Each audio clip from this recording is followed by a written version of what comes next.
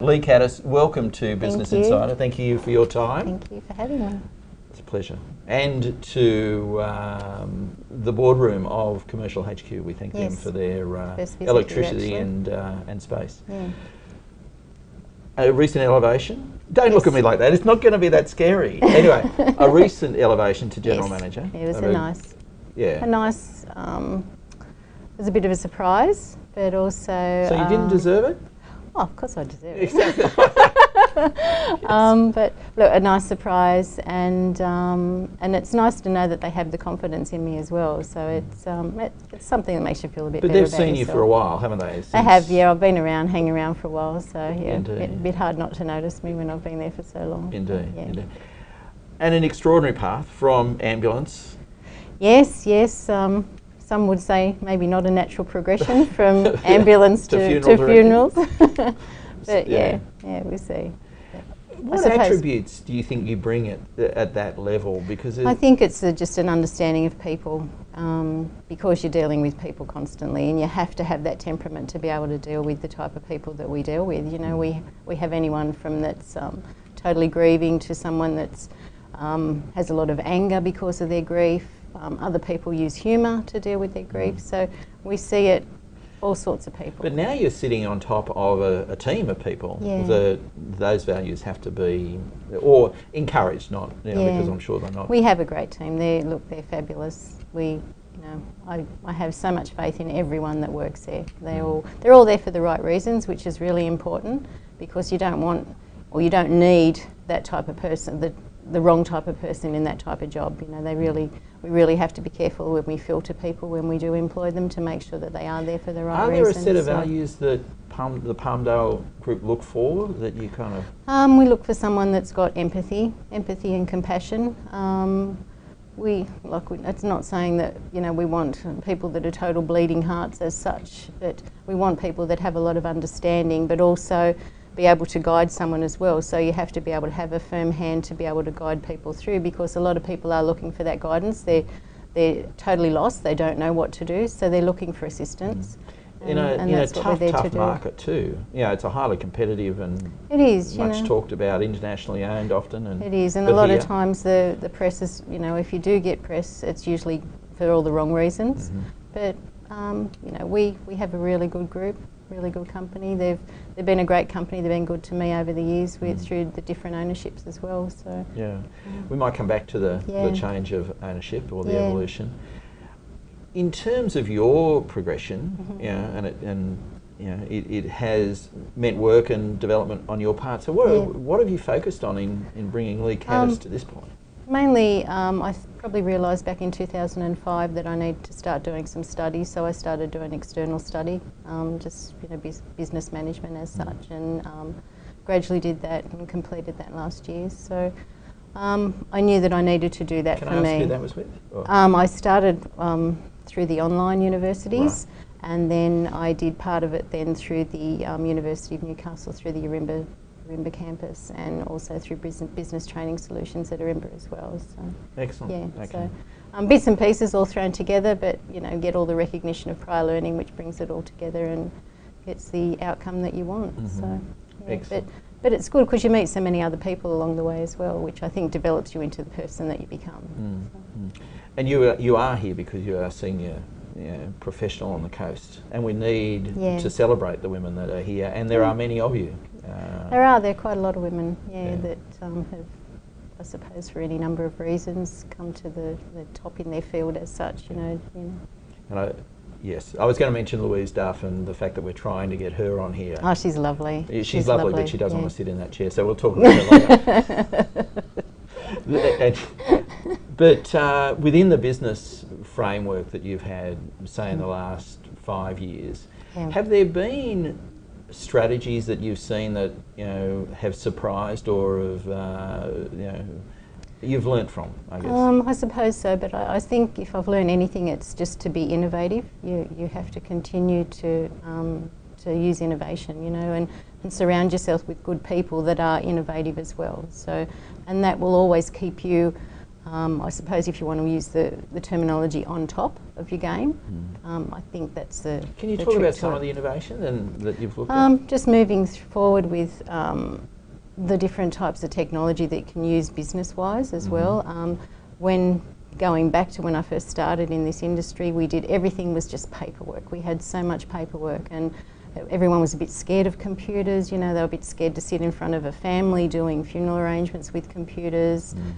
They thought it was not personal enough. They thought that sitting there with a pen and paper was much more personal. So we've moved forward with that. We used to sit and wait for families to come to us, whereas now we actually go. We make sure that we provide families with that in-home service where we can go to them and meet them on their terms, where they're comfortable, 7 days a week. You know, they're not forced into, we can only see you Monday to Friday. It is one of those type of things. So. We've got quite an active Innovate Coast happening. Have you heard through Anton Chris at the university? Yes. I went to the opening of that. Excellent. And that's starting up, I think, in February. This month, actually. And it's all it's targeted at businesses like yours. It is, I think. yeah. So they'll be running a number of courses through the year. Yeah. So, okay. He's a great guy. Indeed. Over the next 12 months, how do you maintain that? Because innovation is something you've got to work on. Do you have a structure or a strategy to build? We're members of different organisations that are relevant to what we do as such. We're members of the Cemetery and Crematorium Association and also the Funeral Directors Association. So we make sure that we go to those regular meetings. We listen to what other people have to offer from other companies, other states. We had a group, personally I did not go, but we had a group go to South Australia last year. They were able to go and visit number of other cemeteries, see what they have to offer, see what we don't do but we could do, whether we could do something better or do what we do better. So we're actually going to Melbourne to visit another cemetery and look at some other technology that we can use in ours to bring us up to date, and just it provides better service for the people that we look after as well, and keeps us on top of it. Well, that relates to something we talked about earlier off camera, and that is people's comfort levels. And I think it's a strategy that we need to follow more of, and that is getting outside our region and see what's going on. Yeah, you just can't sit on your laurels. You have to keep maintaining. And look, like we're taking money off people for the services that we provide. So we need to be able to make sure that we're giving them every possible good service that we can, and make sure that we're on top of it. We don't lack anything. We have everything to offer them, give them a good range to select from as well. So. Where do you get your inspiration or your passion from for this? Because it's lonely at the top for women, I think, just as men. Yeah, so. We have a really I don't think that we have like a glass ceiling at where I am at the Palmdale Group. We have a lot of good people, and I'm surrounded with really good people. We have a good management team, and we're all. It's a very friendly atmosphere. We all meet regularly.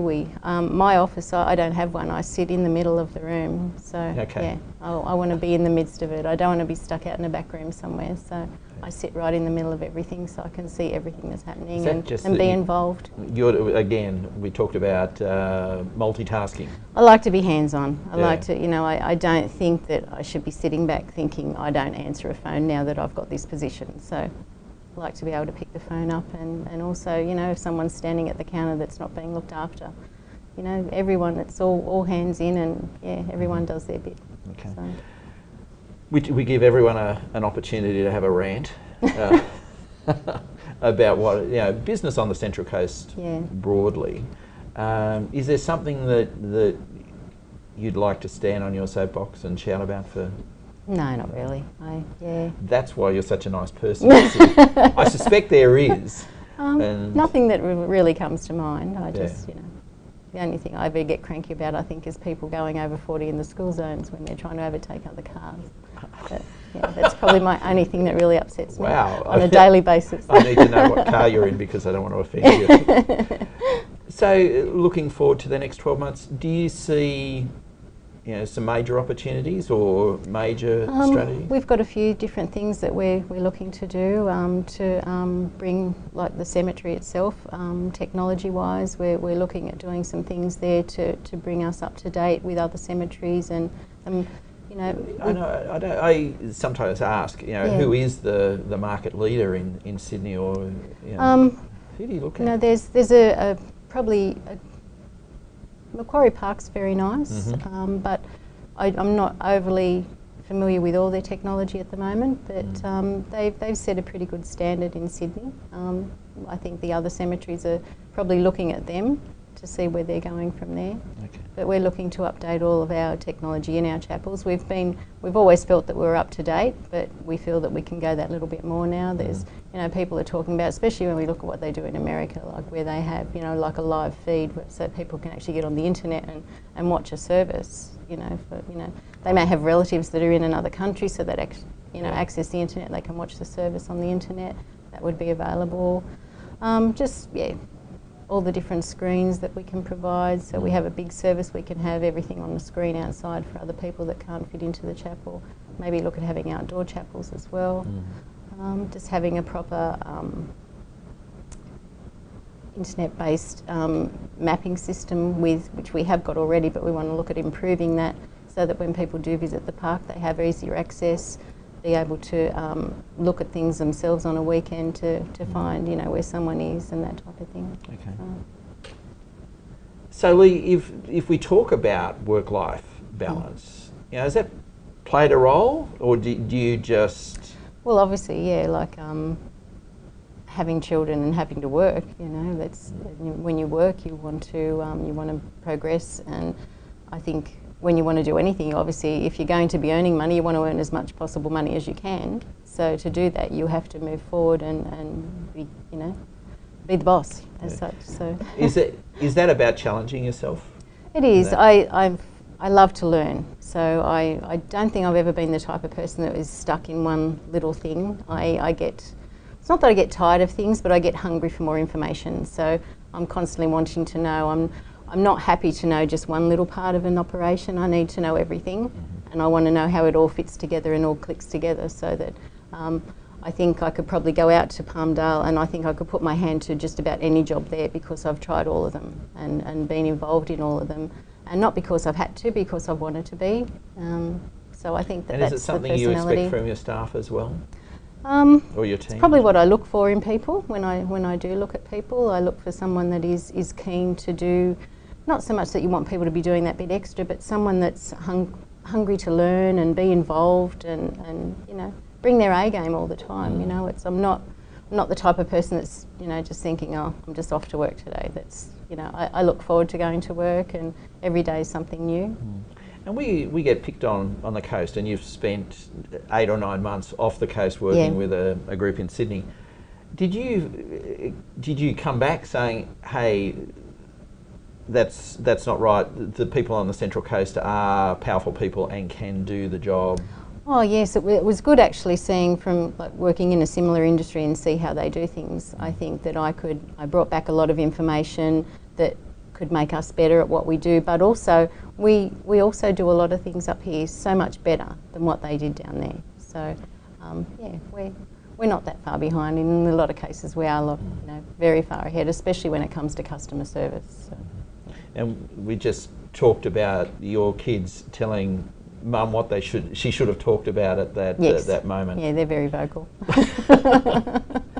Are they here on the? Yeah, my kids are all on the coast. Okay. Yeah, my son, he's in the Navy, but he lives on the coast. Come Saturday, he'll be living across the road from me with his 2 children. Yeah. So, my eldest girl, her and her husband live at Glenning Valley, and then I have a 15-year-old daughter who lives with me, and she's still in high school. So yeah, she's at that wonderful age. That will get some comments. We need her email so we can send this straight to her. Okay, thank you so much for your time. I know this. Thank you. Pushed you outside your comfort zone a little, but you handled it with great style. Thank you. Thank you. Okay. Thank you very much.